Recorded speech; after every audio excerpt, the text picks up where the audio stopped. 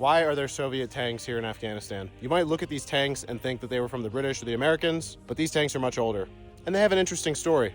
In the 1970s, the Soviet Union invaded Afghanistan. They tried to conquer it for about 10 years. A lot of people say that them invading Afghanistan was a huge factor in the downfall of the Soviet Union. But one of the most interesting things about the Soviet era in Afghanistan is the opposition. The opposition to the Soviets was the Mujahideen. The Mujahideen are the militant section of the Taliban, which is the ruling power today and was the ruling power before the US invaded in 2001. So the US was funding the Mujahideen to fight against these tanks, these Soviet tanks. The US and the Mujahideen were allies. Now today, many of the Soviet tanks are still here as ruins of past empires, again trying to come here to Afghanistan and impose their will. They all end up failing, but it adds to the layers of history in this place. One of the strange things is that people defecate on these tanks. You might imagine why.